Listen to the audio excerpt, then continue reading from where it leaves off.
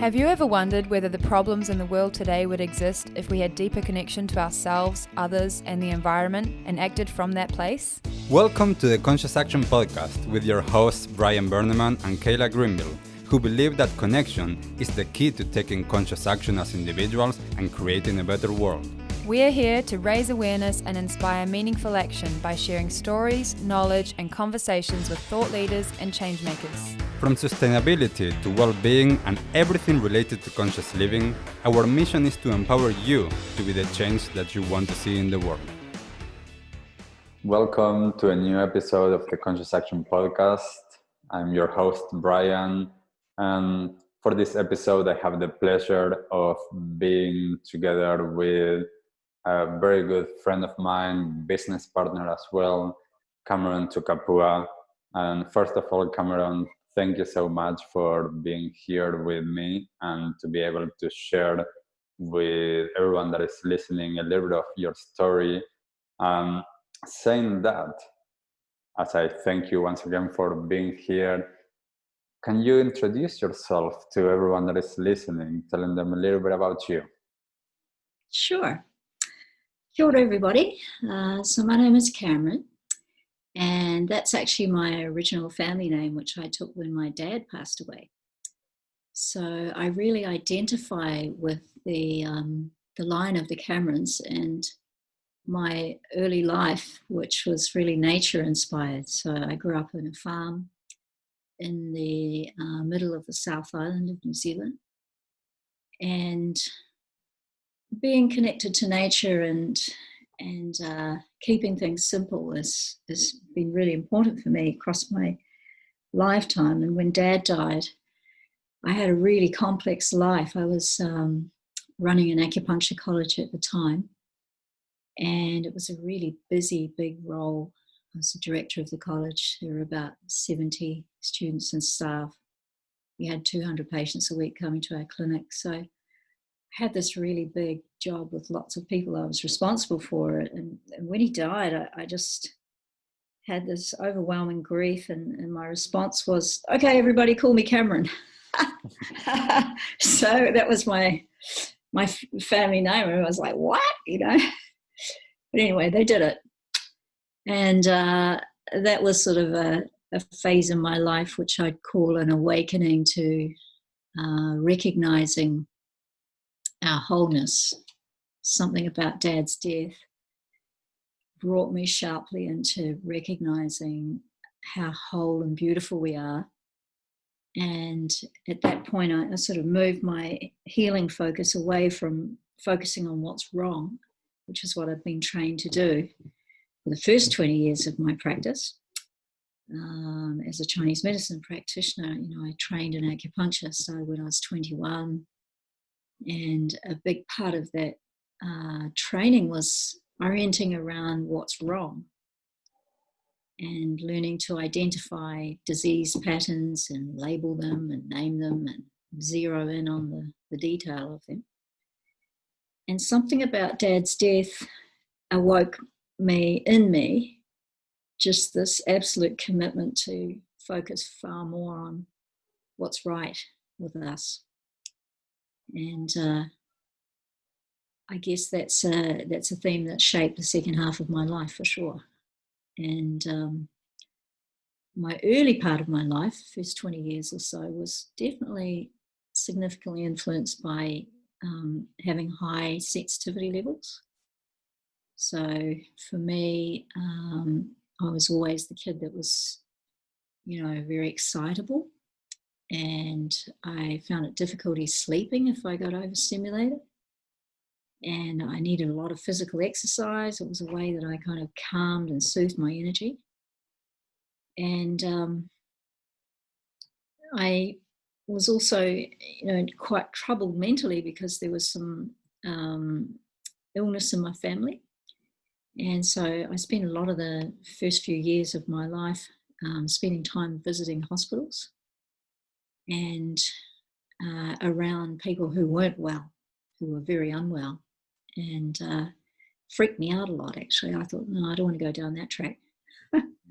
So when I left school, I started out working on farms as a 17-year-old, just went back to my roots and where I come from. And then about a year into my working life, I discovered naturopathy and a medicine that was based on working with nature. So I started studying naturopathy as an 18-year-old. And that was the beginning of my journey as a healer and exploring that as a path, which has been my main guide ever since, I think. Yeah. Yeah, beautiful. It's so interesting because I already know you, and I can piggyback a little bit on what you were just sharing.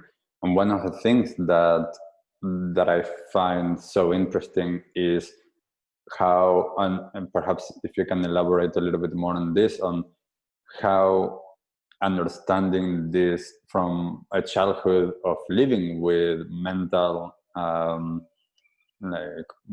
mental unwellness and mental issues, let's say, or imbalances, to then understanding, okay, like I don't want to get into this, and what do I do now? And how was that process of for you really of discovering that and to be open to that? Because not everyone is open to something that is completely different, even from what they know that it's wrong for them. A lot of people prefer to stay with the bad known than the unknown. Yeah, well, I'd say that openness was definitely nurtured by my mum. So mum had a mental breakdown when one of my sisters were born.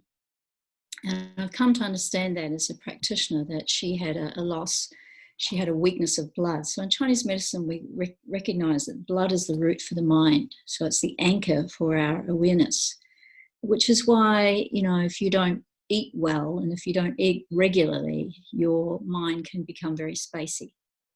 So being able to nourish our blood and nourish our body enables the lightness of being, which we call consciousness or awareness, to kind of settle down. So mum had a flip out, and from that period on, she was never able to sort of be constant and steady. And so I saw how experimenting with drugs to manage the mind wasn't that good. And one of mum's mantras for us growing up was, just because everyone's doing it doesn't make it right. So she was a socialist, and she was really active as a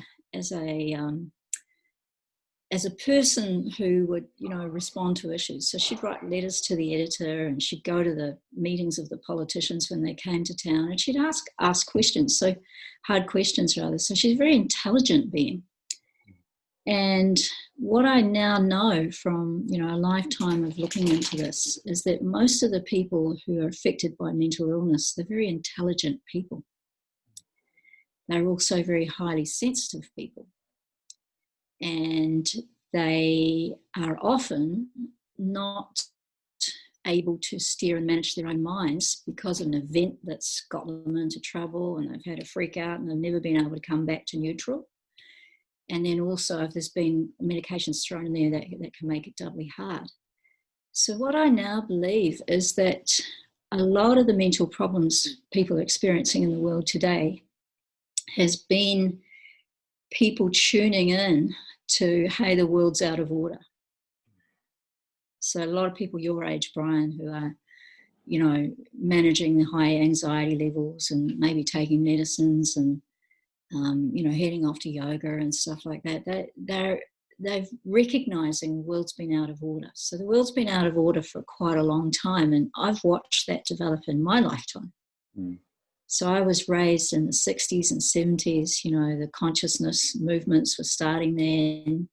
The 70s were very free and very liberal. It was fun. There was a lot of opening up. There was a lot of encouragement to be yourself and express yourself and share the love. That's what I was raised in. And then so through the 80s and 90s, I watched this, transformation, gradual shift and transformation into more and more rules and more governance and more and more control of how we live and how we do stuff. And what I noticed that didn't happen in sync with that was an upgrade in the thinking. So I feel like a lot of the people today are struggling with mental illness because the paradigm that we've been raised in, the ways that we think about our world as a disconnected, separate parts world is all wrong. And so therefore the millennials and younger people who are being raised, have been raised through this time, pre-COVID, let's talk about pre-COVID, to think about life and recognize, hey, we're not doing right by the planet, we're not doing right by our young people. The money system we've been running, it's not sustainable, it's all based on scarcity, and if I win you lose, and so the whole way that we've been living has just been way out of line for what we need to be at one with ourselves and each other.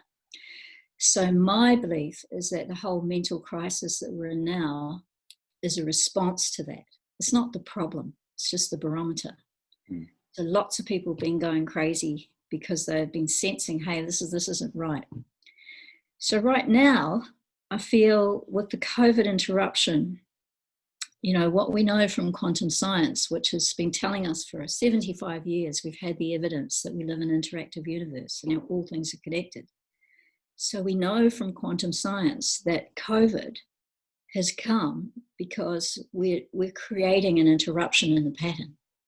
All of us who've been concerned about that, and all of the conversations about this isn't sustainable, it's not going to work, it's created this pattern breaker.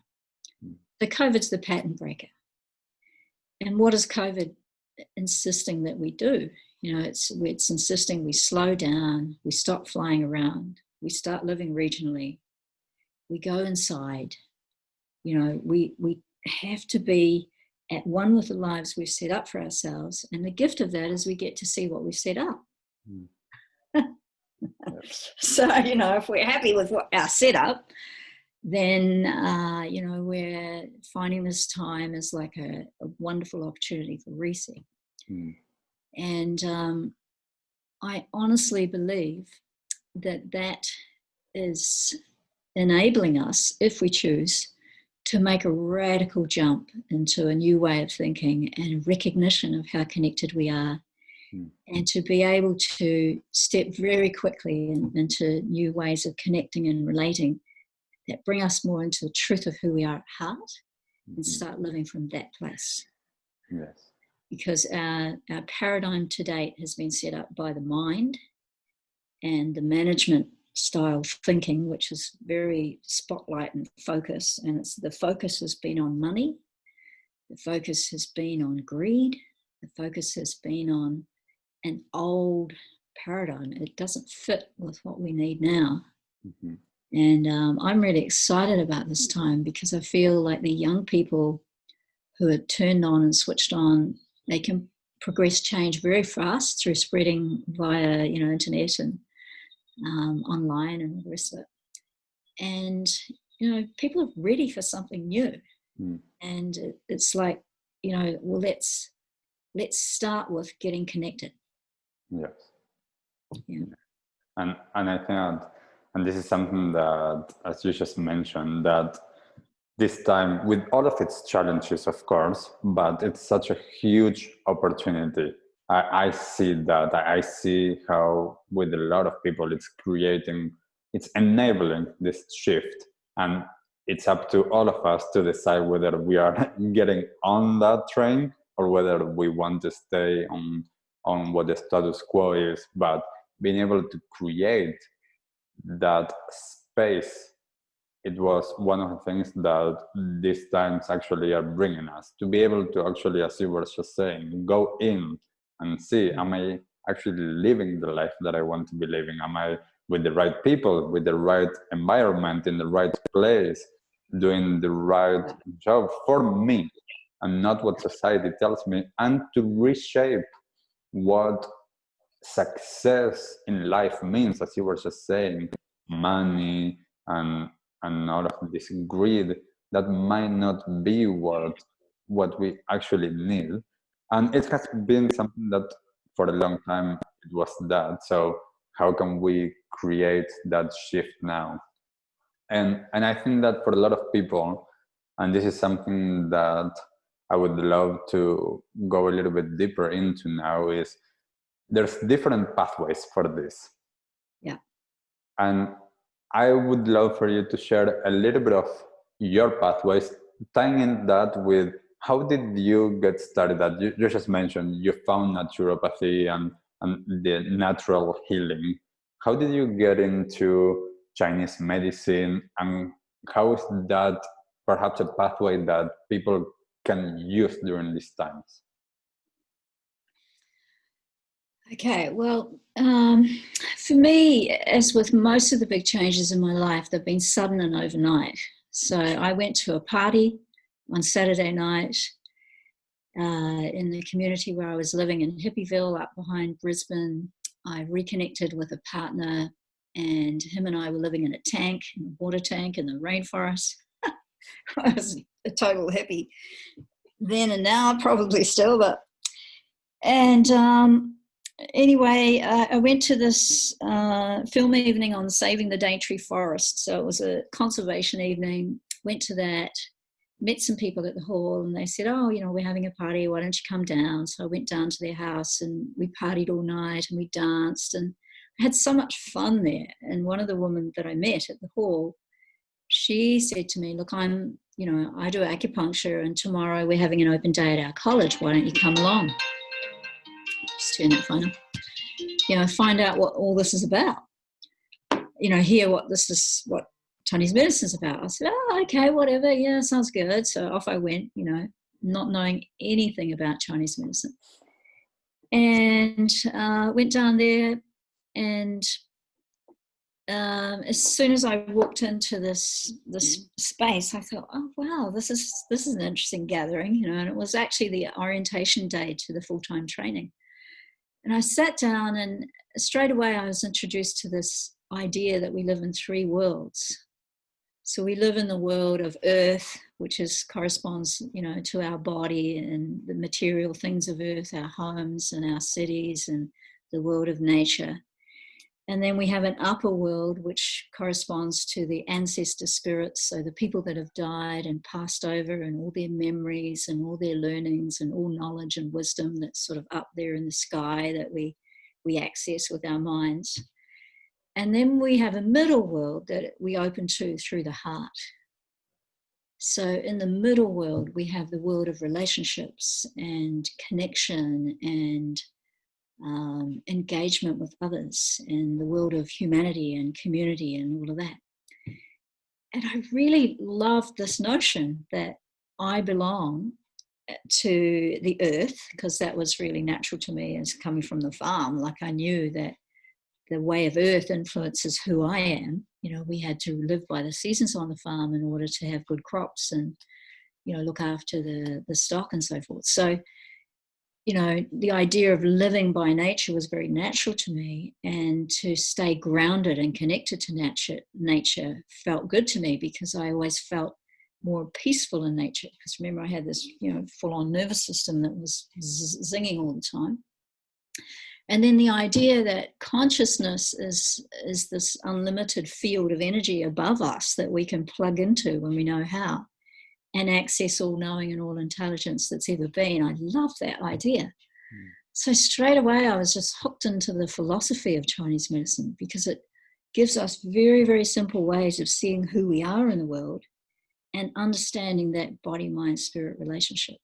So the body relates to the lower world, the mind is the middle world, and the spirit is the upper world. So it shows us very clearly how those levels of existence are placed, and how we can attune ourselves to those different levels according to our different needs. So for me, that was the beginning. And alongside my Chinese medicine studies, I also did a lot of mind power studies. So bearing in mind that I spent a lot of years visiting psychiatric hospitals when I was a younger person, I realized early on take charge of your mind, like, I don't want to be in that place. I never want to end up there. So I was highly motivated to learn about steering my own mind. So back then there were lots of courses like silver mind control and alpha mind dynamics. So there was a lot on the idea of the brain as a radio receiver. And so there are 4 bands, and the stress band is beta rhythm, and the brain's working too fast to be in the here and now. And then there's alpha brain rhythm, which is a slower brain rhythm where we're at peace with ourselves in the moment, and it's a highly creative zone. And I learned really quickly, hey, I want to live there. So hand in hand with that, I started meditating. And so meditation for me is the key to the universe. And ultimately, it's just about learning to attune your mind to present time awareness and pay attention to what Big Spirit wants from you. So throughout my life and healing journey, the regular practice of meditation and chanting has informed what I do. And as an outcome of that practice, all the steps and stages of my life have just presented themselves. They've come from the inside out. So I absolutely believe that when we nurture the inside of who we are, what we need to do and how we need to live in the world, and the path that's ours to follow will reveal itself. So at this stage of my practice, that's mostly what I'm focusing on, is sharing that knowledge with others. Because I wish more people had access to these teachings that, I was lucky enough to find when I was 21. And a big part of my practice is empowering people to know and understand themselves and find their path, find their place in the world, because that's simpler than it sounds. Like, I think a lot of younger people are pretty lost today, because we're at this crossroads where we're leaving behind an unknown world and we're entering an unknown world. So we're at this threshold. And so at thresholds, there's a lot of threshing. There's a lot of instability. There's a lot of madness. It's very chaotic at the beginning of a change, so there's order inside the chaos. And we need tools to know how to access that order and nurture it. So, yeah. That's what I believe anyway. Yeah, and I think that, as you just shared, like, for me, one of the biggest things with what you just mentioned is that the more that we as individuals understand our bodies, understand our mind, understand our spirit, and connect with it, and not being put off by the labels. Like, this is something that a lot of times, as I talk to many people in different circumstances, to some people, as soon as I mention something, let's say spiritual, they shut down. Whereas the same thing framed on a different way, they perhaps open up to that. And this is the power of the mind. This is the power of and I think that this is one of the things that you do so well, is to be able to actually give people that framework and that understanding in simple words, which, as you say, this is the way of understanding that some of this might seem super daunting, but it's not. It's all of this is super simple. All of the knowledge, all of the ancient traditions, all of the indigenous knowledge, it's simple stuff. It's just that it's been so far removed from most of the people that might be listening to this, that it seems like it's a lot of work. And yes, it might be a lot of work of undoing a lot of our conditioned tendencies, and to be open to a new way of being, and understand that this is a lifelong practice. Whatever it is that we do, this is a journey that we embark on, and it's never ending, in a sense, throughout this lifetime. And talking about this, I would love for you to share a little bit about you being you, and about perhaps if you would like to share a little bit of the story of how we connected over 5 years ago now. Yeah, sure. Yeah. Yeah, so you being you, I believe, is a response to a lifetime of questing. And, you know, I love the idea of this notion of questing. So questing is based on questioning. So we ask the questions. If we keep asking the questions of our deep self, answers come. And so I'd been asking myself the question for years, if I was starting my spiritual journey now, what would I want to know? And about 5 years ago, I was down at the beach at New Year, and for 2 weeks in a row, all of New Zealand had perfect, beautiful weather. So I remember seeing on the TV every night that there was this golden suns right throughout New Zealand. For 2 whole weeks, we had golden sun. And I'd been hearing for many years about the dawning of this golden age. And I had really felt, because I was doing a lot of meditation down at the beach, and I had this strong feeling, hey, this is the beginning of the golden age. The golden age is really coming through now. So I was holding that idea in my mind a lot.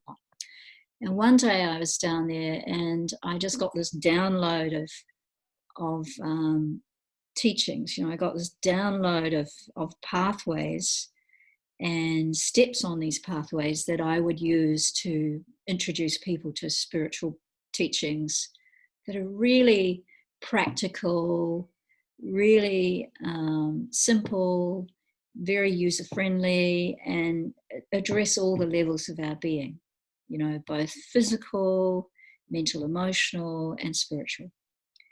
And so that download came, I put it all down on paper, and then I started, you know, structuring up these courses.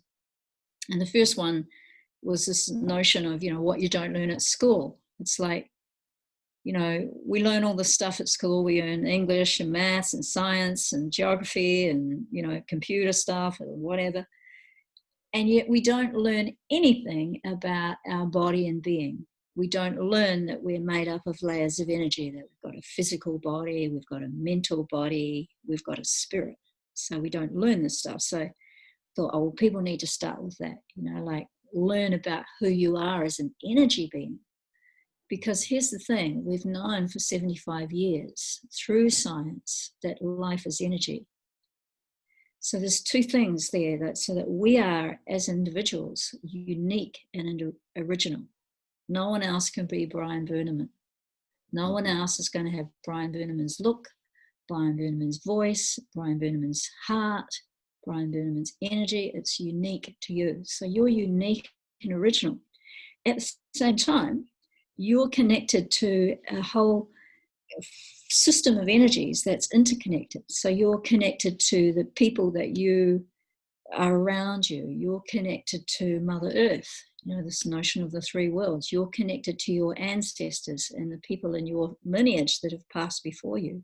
You can plug into their intelligence and their knowing if you know how to tune into that. So we are interconnected. At the same time, we're original and unique. And so that was the birthing of you being you. It's like, imagine if everybody had a way of seeing, you know, how you can be you, and pathways to explore that are based on ancient wisdom teachings and modern science, and practices that bring you into the felt sense of your own energy. So you start to feel your energy, because we're energy beings. So it's like, you know, we're driving around in the most sophisticated vehicle on the planet, but we don't have a driver's license. You know, like in medicine, our son is a doctor, and he had 7 years of medical training, and he had 4 hours of nutrition in that training. So we are fueled by everything that we eat, we drink, and we think about. It all comes into our body. It's assimilated, it's uploaded as thoughts and beliefs. And, you know, those thoughts and beliefs drive our minds. And then what we put out, you know, thoughts are real forces. So we put them out into the world and they manifest the world we live in. So when we learn to see ourselves and we have an internal reference point for who we are, and we start to drive with that awareness, then we can choose how to navigate our way through life in ways that connect us to the big grid, right? Because we're all individual and unique. At the same time, we're all connected. So getting connected to our own self first and finding, some harmony in our body and our mind, then we can start to be more sensitive to where life wants to take us. Mm-hmm. And, you talked about how people shut down when they talk about spirituality. If you just think of spirit, like the dictionary definition of that is the animating force of life. So the spirit of the river is the current. The spirit of the ocean is the tide, so there's this thing that's moving the energy. So there's this thing that makes the sun rise. There's this thing that makes the heart beat, and it's the same thing. So when we tune into our spirit and get to sense and feel our own spirit, then we start to sense and feel how we're linked to every other spirit. And then we can start to find our people, find our tribe. And so, meeting you, Brian, so the story for that is by some good fortune, a big part of my practice in Auckland is serving the South American community.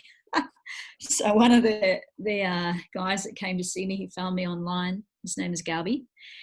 And Gabi then invited me to come to his apartment in the viaduct and treat his friends. And so I started using his home, his apartment, to treat people. And he told me that, he was going to Japan for 3 weeks, and that his friend was coming from Argentina, and, just to message his friend and say, look, I'm coming on these days, and his friend would disappear and I would turn up, do my usual thing, leave, text him and say, I'm leaving now, and his friend would come back. So that friend, as you know, was you. So I came down to Auckland the first time and, came into the space, and I thought, oh, someone's meditating here. Because I could feel that the energy of the apartment was different, and I could sense, a lighter vibration in the space.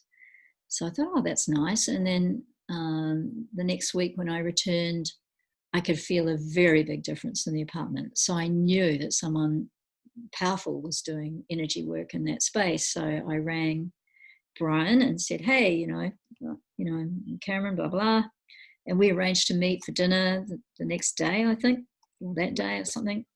So we met up in a restaurant up the hill from where the apartment was. And within about an hour, I think we decided, okay, we're going to do some work together. Because I shared my vision of you being you. And Brian said, well, I've just arrived here. I don't know why I had to come to New Zealand, but I knew there would be something. So, or you can tell, actually, Brian. Yeah. And it was funny because I remember one of the things was that when you actually wanted to contact me, first Gabi contacted me saying like, oh, Cameron wants to contact you. And I was like immediately like, uh-oh, I did something wrong. Like I needed to set up this space. And I was like, yeah, I did something wrong. And then you ring and I was like, oh, cool. And then when we met, it was like, this is one of the things that I find so interesting about life in terms of what I call synchronicities. Is I had no idea why I was meant to come to New Zealand. And within the first few weeks of coming here, suddenly we met and we connected in terms of not only our worldview, even though we practice some slightly different things, but the main ideas are similar, and having a similar mission of wanting to help others to help themselves and to be able to give these simple teachings that enable all of that. And when you were sharing all of this that happened with you, with the download of you being you, I was like, oh, cool, let's do this. Like, it was like, it was that, yes, that full body yes, that it's like, let's do this. And suddenly, I think that the following 2 months, we started getting a few ideas together, and then I ended up moving with you and James up there in Whangarei Hills for a few months to actually work fully on that. And such a beautiful time, and being able to be up there in Whangarei Hills in the middle of nature. That it's a beautiful space, and being able to fully immerse together to be able to work on getting the foundations for what you being you is, and to be able to start slowly developing it. Yeah. And I think that when I reflect on what we've done, and that, you know, we've sort of been beavering away on this for 5 years, like we've pretty much got some really lovely solid structures sorted now and some lovely courses. And it's time now. You know, I feel like that the shift in the world is opening up these pathways for people to come and find us. And you know, I really believe that more people need access to these teachings. And my hope and aspiration is that people will come, take a course, and then share them, you know, share what they learn. Because these ways of seeing ourselves, they're incredibly simple. And they help us see ourselves as whole. You know, so much of how we are conditioned to think about who we are, it's comparative. You know, we go to school and we compare our progress with others, and we get a mark and we try and get 100%, as though that's going to change our life, right? So I know, you know, I used to have a Chinese medicine college, you know, teaching people 4-year practitioner training. And, you know, some of those students that came through, they were 100% students, but they went on and they didn't have practices.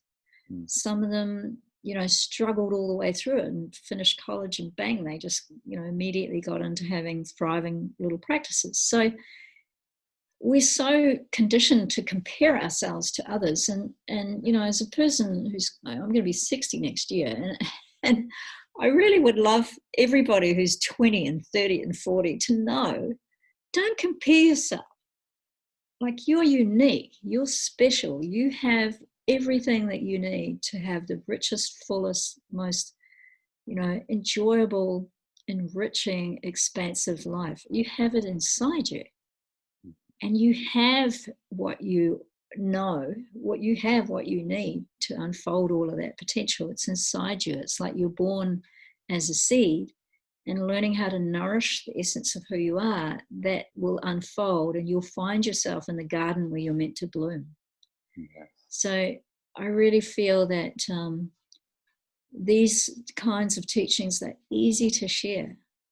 And, you know, as Brian, you know, and I worked right at the beginning, we said, well, what are we about? Well, we're about learning, you know, like providing these really solid wisdom pathways with practices that help you stay grounded while you develop your spiritual reality.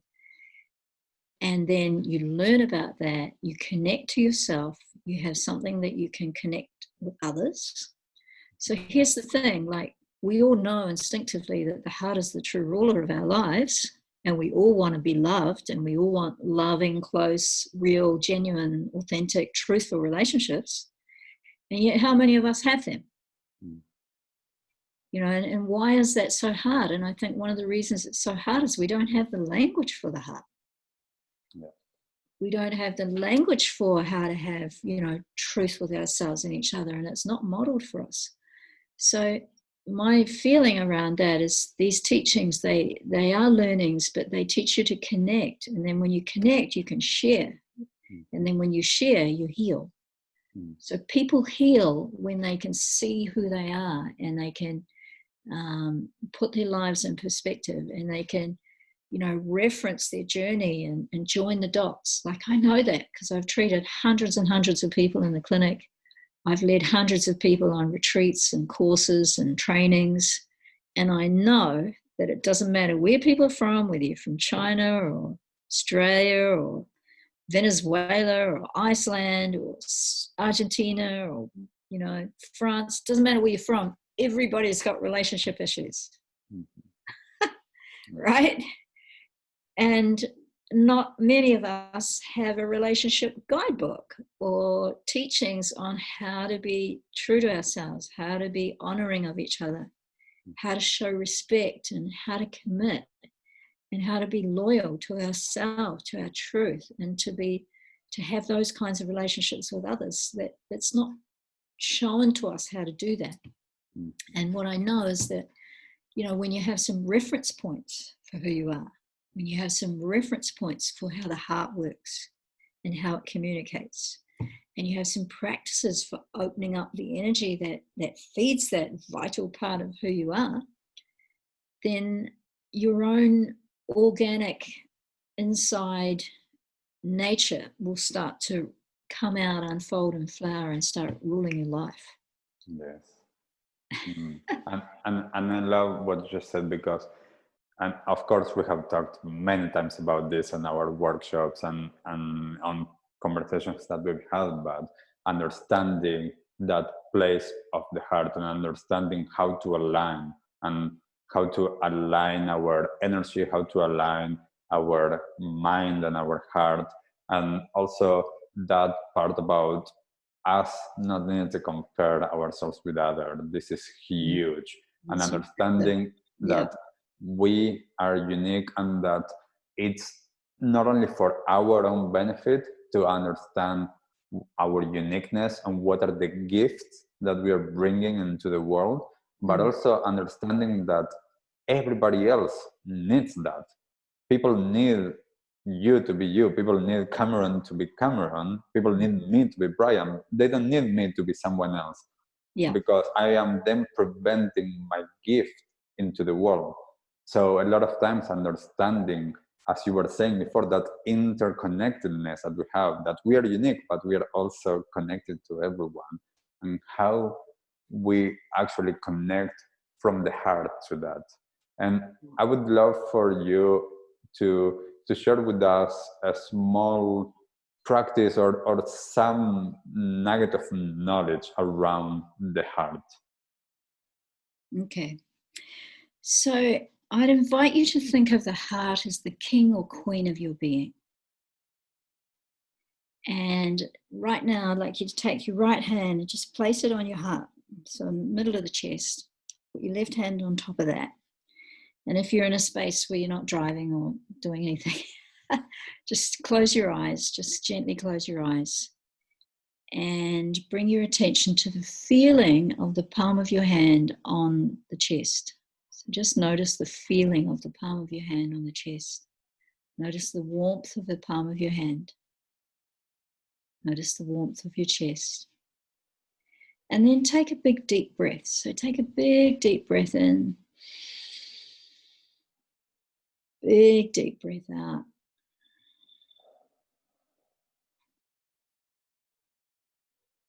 Another one, big breath in.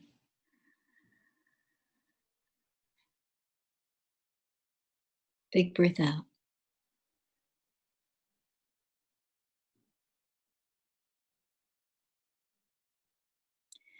And notice how you can feel the sensation of the heart. Notice how you can feel the sensation of your hand on your chest. And that as you breathe in and out, there's an opening and a closing. So there's an expansion and a contraction that just happens naturally with the breath. So take a few more breaths and just in your own time as I'm speaking. And notice how as you breathe in and out, there's a natural expansion, there's an opening, and there's a contraction, and there's a pulling in. And notice how as you feel the palm of your hand on your chest, there's an enlivening of the sensation between the palm of your hand and your chest. So you can start to feel energy there as you give your attention to the sensation of your palm on your chest. Maybe if you tune right into the feeling of that sensation, you can actually feel that there's an aliveness there, there's a tingling. Maybe you can even feel the pulse of the heart.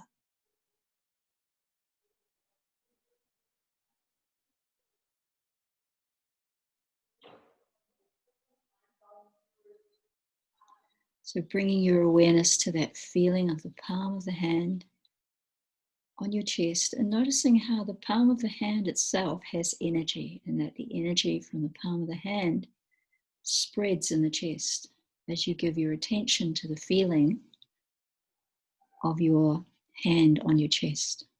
Notice how there's a spreading warmth that comes into the chest when you give your attention to that energy.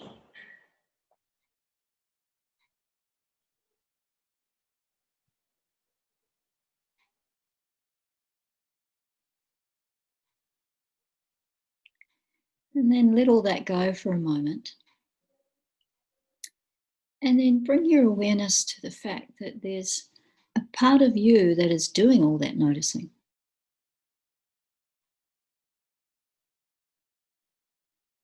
That the queen of your being or the king of your being is a part of you that's over and above you, looking in on your life, that knows you're sitting down right now or standing up or lying down, and that is aware of everything that you've done today, yesterday, and throughout your life. So that this awareness presence, which is there in the background of your life, like a silent witness,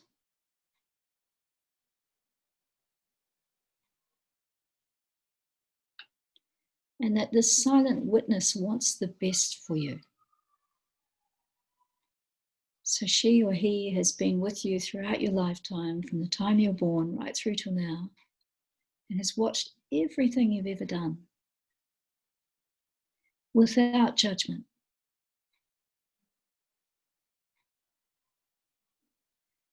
And this witnessing presence has been there quietly observing, watching, accepting and loving you since the day you were born right through till now.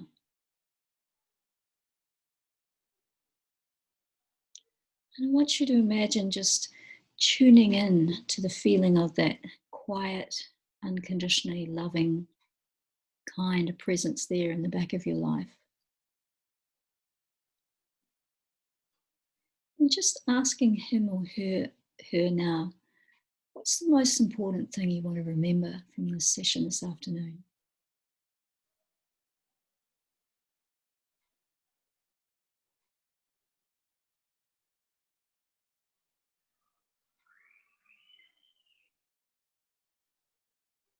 And whether that answer comes now or it comes at a later time, it's okay, just let it go. But know that this awareness presence sits there in the background of your life and your experience, and has been with you as a non-judging, silent witness to your life process from the day you're born right through till now. And that this silent witness has unconditional positive regard for you. That it's never doubting, never judging, never critical. And that it's always there as an expansive space that you can visit whenever you close your eyes.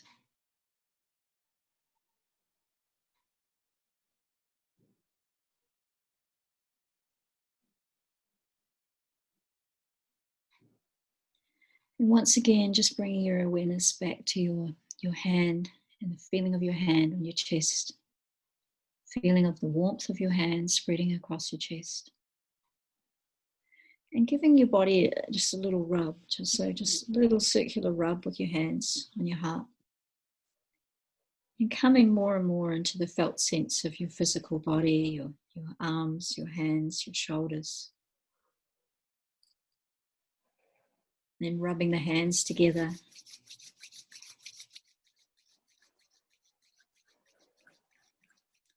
Patting your body down, so patting your chest, patting down the arm.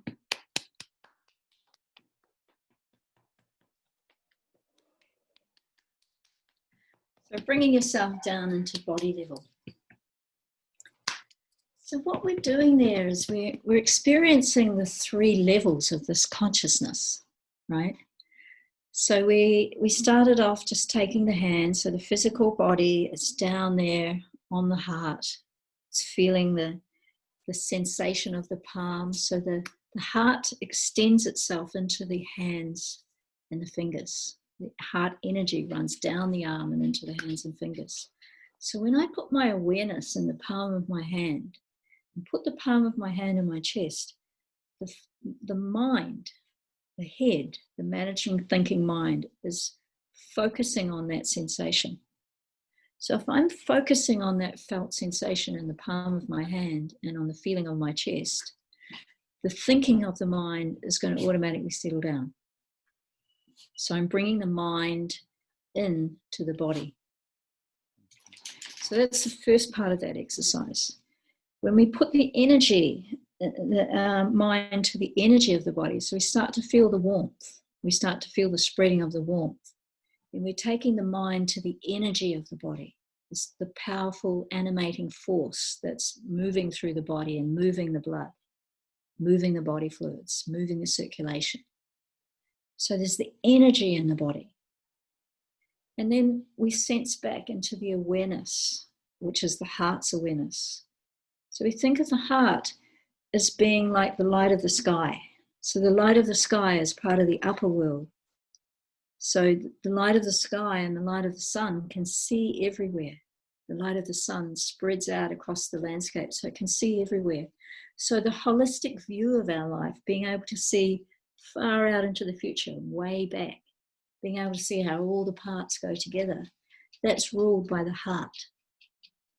Being able to see specifics is managed by the mind, the head. So we need to be able to manage the specifics of our life, to have a functional life here on planet Earth. We need to pay our rent on time and get food and close the door so the rain doesn't come in. So we need to manage the small specific details of life with the thinking mind. And when we keep this clear relationship between the thinking mind and the management thinking mind and the awareness, the supreme awareness that can see everything, and then the body that carries all that around, then we have this really nice alignment between the body, the lower world, the physical, practical world, the mind, and the heart, the world of engagement and connection, and then the awareness as this higher level thing that can see everything all at once. So learning how to be in the different parts of our body enables us to pull on different parts of our awareness. When we learn how to be in the body, we can be here and now. We can feel our energy. We can quiet the emotions. When we learn how to calm, steady, and steer the mind, we take charge of the management of our lives.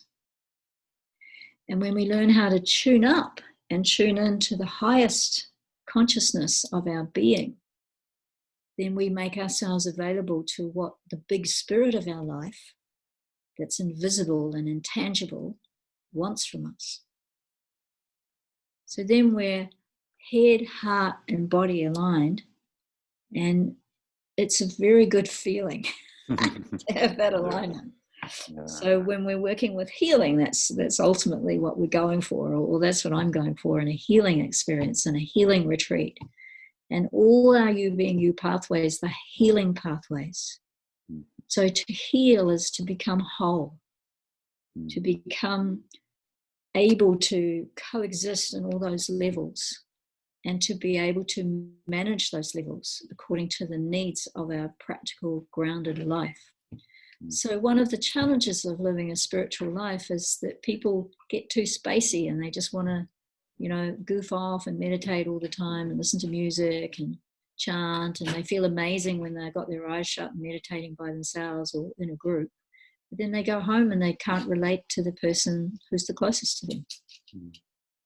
Or they can't manage the practical realities of their earthly grounded life. So we are here to evolve through our physical grounded life and to manage that practical reality. We need all those realities to be running in a clear way.